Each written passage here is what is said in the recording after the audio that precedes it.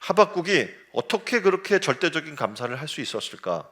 우리도 그처럼 절대적인 감사자가 되려면 어떻게 하면 될까요? 라고 하는 부분을 오늘 살펴보려고 해요. 자, 이런 절대적인 감사는 두 번째, 이미 받은 은혜를 기억할 때 가능해지는 겁니다. 어떻게 하면요? 이미 내가 받고 있는 은혜를 기억해야 돼. 잊어버리면 은혜를 감사할 수 없습니다. 사실 우리가 받은 은혜를 따져보면 한도 끝도 없습니다. 우리가 얼마나 많은 것을 지금 누리고 있는지 한번 생각해 볼 필요가 있어요. 여러분 지금 어떻게 보면 지금도 지금 우크라이나나 이런 나라들은 어떻게 해요? 자유를 위해서 전쟁하고 있죠. 목숨을 잃고 잃었던 도시를 다시 찾으면 너무 행복해하고 기뻐하는 것들이 뉴스에 나와요. 근데 우리는 어떡합니까? 싸우지 않아도 그 자유를 지금 누리고 있는 거예요. 목숨을 걸고 그들은 싸우고 있는데 그런 자유와 평화를 우리는 누리고 있다는 사실이에요. 많은 사람들이 굉장히 그런 가운데 보면 이제 집도 모든 게 다 사라져 버리잖아요. 폭파되고 다 소실돼 버렸으니까. 그래서 그냥 집도 없이 그냥 지하 창고 같은데 이렇게 숨어서 다 같이 그냥 사는 거예요. 근데 우리는 지금 찬바람을 피하고 따뜻하게 누워서 잠잘 집이 있고 사랑하는 가족이 있고 사랑하는 교우와 이웃이 있습니다. 얼마나 감사합니까? 그러니까 어떻게 보면 우리는 너무 감사하지 않고 사는 것 같아요. 우리에게는 심으면 농작물이 자랄 수 있는 그런 기름진 땅이 있어요. 맑은 공기가 있어요.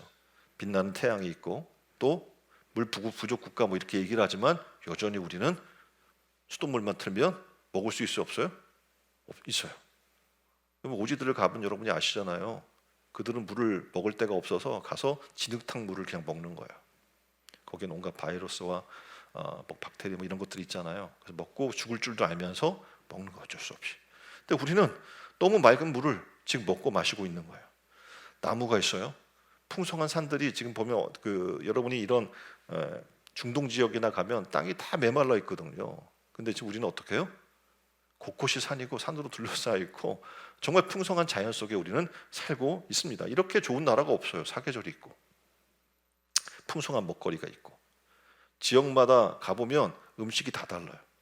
다 똑같으면 재미가 없을 거 아니에요. 그런데 우리는 너무나 다양한 음식을 갖고 있어요. 또 우리나라처럼 이렇게 좁은 땅덩어리에 교통수단을 많이 갖고 있는 나라도 드뭅니다. 또 여러분이 알고 있처럼 굉장히 휴대폰, 인터넷 굉장한 나라잖아요. 그래서 여러분이 아마 다른 나라에 가면 굉장히 불편함을 겪을 정도로 우리나라는 굉장히 편리한 나라에 우리는 살고 있습니다. 뭐 빨래, 세탁기 얼마나 좋아요 우리나라 거, 그죠? 뭐 냉장고, 그러니까 너무 시설이 좋은 거예요. 정말 풍요한 삶을 누리고 있어요. 근데 감사하지 않아요. 더욱 놀라운 사실은 지금 우리가 받은 은혜가 얼마나 크냐면 우리를 위해 피 흘려 죽으신 예수 그리스도를 통해 우리는 구원받았다는 거예요. 그분을 믿기만 하면 저 천국이 우리의 것이라는 거예요. 복 받으셨어요? 안 받으셨어요? 너무 가만히 계시는데 이렇게 기쁜 축복의 은혜를 받고도 옆에 분에게 이야기해서 당신은 다 받았어요. 감사해요? 감사 안 해요? 네, 감사합니다. 욥기 1장 21절을 보니까 욥은 이렇게 고백해요. 다 잃었어요. 가지고 있던 재산도 다 잃고 어떻게 보면 재산 다 사라지고 심지어 사랑하는 10자녀까지 잃고 몸에는 악창이 나서 살 수 없는 상황 가운데 이렇게 고백해요. 내가 모태에서 알몸으로 나왔은즉 또한 알몸으로 돌아갈지라. 주신 이도 여호와시요 거두신 이도 여호와시오니 여호와 이름이 찬송을 받을지니이다. 아멘. 그는 아무리 어려운 상황이 다가온다고 할지라도 감사를 잃어버리지 않은 거예요. 왜냐하면 지금 자기가 어디서 왔는지를 아는 거예요. 빈손으로 왔고 빈 몸으로 왔는데 하나님이 다 주셨고 하나님이 가져가시니까 나는 감사해요 라고 얘기할 수 있었던 거고, 도리어 심지어 이런 상황 속에서 그 하나님을 찬송했던 욥을 우리는 만나게 됩니다. 욥의 감사의 비결이 뭡니까? 바로 그동안 내게 베풀어 주신 하나님의 은혜를 잊지 않고 있었다는 거죠. 그 은혜를 알고 있는 상황 속에 나온 감사인 거예요. 오늘 우리도 마찬가지. 왜 우리가 감사를 못할까?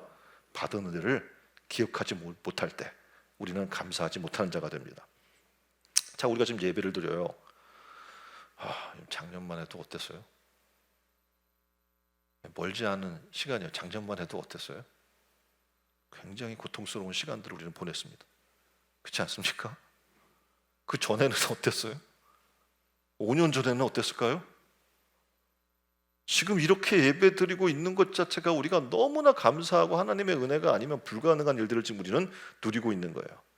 하나님의 은혜예요. 뿐만 아니라 몸된 교회를 위해 헌신한 이들이 있기 때문에 이것이 가능한 겁니다.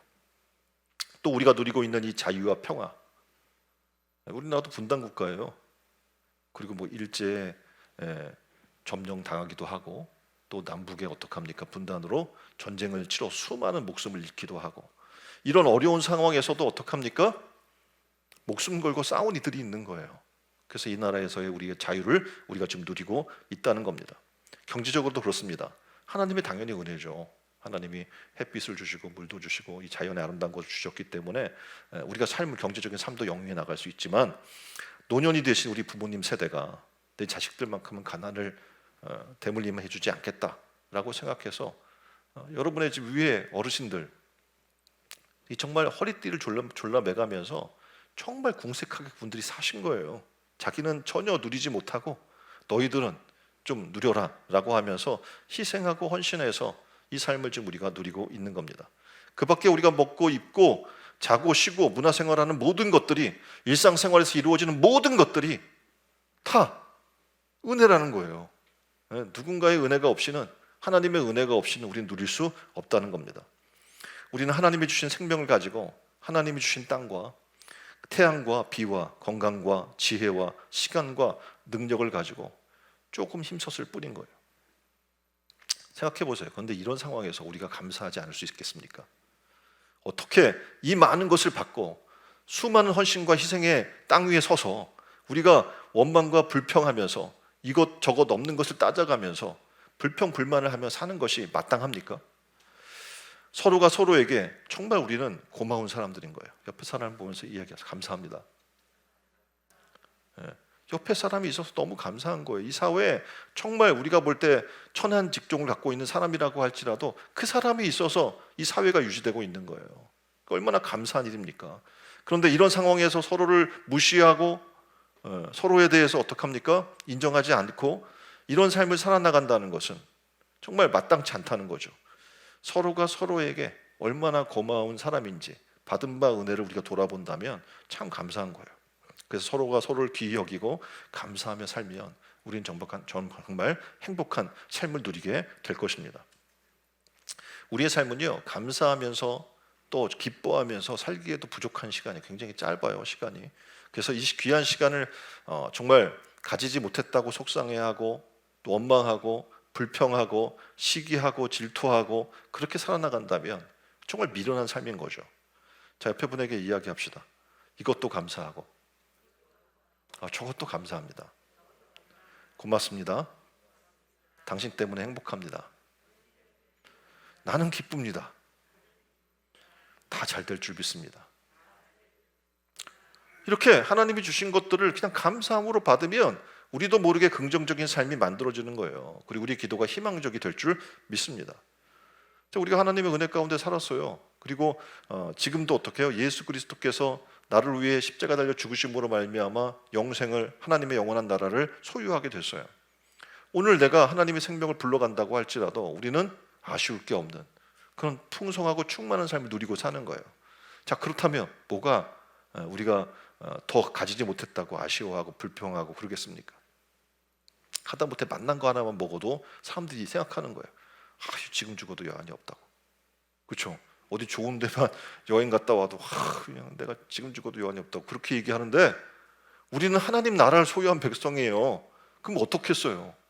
우리의 삶이 어떻게 하겠습니까? 감사해야 되는 거예요. 디모데전서 6장 8절 이렇게 이야기해요.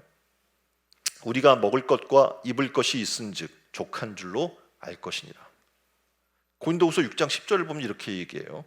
근심하는 자 같으나 항상 기뻐하고, 가난한 자 같으나 많은 사람을 부유하게 하고, 아무것도 없는 자 같으나 모든 것을 가진 자로다. 우리 믿는 사람의 삶인 거예요. 그러니까 하나님이 말씀할 때 우리의 삶은 이렇게 풍요로운 자라는 거예요. 그래서 여러분들은 해야 될 일이 있는데 뭐냐면 먼저 있는 것들을 생각해야 돼요. 그리고 감사하고 그것들을 통해 하나님 주신 것을 만족하고 살아가기를 주님의 이름으로 축원드립니다. 자꾸 없는 걸 보려고 하지 마십시오. 하나님께서 우리에게 주신 그 한량없는 은혜를 생각합시다. 그리고 감사하는 삶을 사시기를 주님의 이름으로 축원드립니다. 할 수 없는 것, 내 능력 밖의 일들을 자꾸 생각하면서 왜 나는 저 사람처럼 노래 부르지 못하지? 왜 나는 저 사람처럼 운동하지 못하지? 뭐 할 수 없는 것들을 자꾸 바라보면서 원망할 필요 없어요. 그렇죠? 아름다운 노래를 들을 수 있잖아요. 못해도. 그렇죠? 저렇게 운동 잘하는 걸 또 우리가 어떻게 경기를 관람할 수도 있어요. 그렇죠? 내가 할 수 있는 걸 또 누리고 살아갈 수 있는 것들이 있어요. 하나님은 모든 사람에게 모두를 주지 않았지만 각자에게 어떻게 하나님이 다 주셨어요. 달란트를 그에게 필요한 것들을 주셨단 말이에요. 그럼 그것들을 생각하면 어떡합니까? 우리는 감사한 거예요. 특별히 이 감사의 달을 맞아서 정말 우리가 얼마나 하나님의 놀라운 은총 가운데 지금 지내왔는지, 또 우리가 얼마나 많은 것을 누리고 있는지, 그리고 하나님의 은혜가 얼마나 큰지 감사하고 하나님께 영광 돌리는 여러분 되기를 주님의 이름으로 축원드립니다. 내 가족, 내 이웃, 고마워요, 왼수예요. 네, 고맙습니다. 네, 나중에 보면 알아요. 야, 그 사람이 그렇게 날 사랑해 주지 않았지만 그래도 살아 있었던 것만으로 참 행복하고 좋았던 것 같아 하고 돌아보면 많은 사람들이 얘기해. 잘 갔다 뭐 이런 게 아니라 어떤 뭐 우스갯 이야기들이 있어요. 어떤 사람이 이제 70대 그 가정의 이야기를 얘기해 주는 거예요. 70대와 67세 이제 부부가 살고 있는데 67세 그 아내가 친구들을 만나러 갔다 왔어요. 근데 굉장히 우울한 얼굴로 자기 방에 들어가더라는 거예요. 그래서 남편이 이제 막 다가가서 왜 그러냐고, 뭐 안 좋은 일이 있었냐고 이렇게 물어보는 거예요. 그랬더니 이 아내가 얘기를 안 해요. 그래서 이제 밖으로 불러서 진지하게 무슨 일이 있었냐고 얘기를 하는 거예요. 그랬더니 굉장히 한숨을 쉬면서 이 아내가 이렇게 얘기하더라는 거예요. 네? 다 친구들이 갔는데 혼자인데 나만 있다는 거죠. 그게 슬픈 일인가요? 그 친구들은 혼자가 돼서 막 놀러도 가고 여행도 하고 마음대로 하는데 자기만 때가 되면 더 되돌아와서 이 집돌이 남편에게 밥을 해줘야 하고 빨래를 한숨 쉬더라는 거예요. 참 이렇게 뭔가 감사한지 모르는 시대에 지금 우리는 살고 있는 것 같아요. 감사의 달을 맞아서 내 가족이 있는 게 얼마나 감사한지, 소중한지, 그리고 그것을 어떻게 감사를 표할 줄 아는 여러분 되기를 주님의 이름으로 축원드립니다.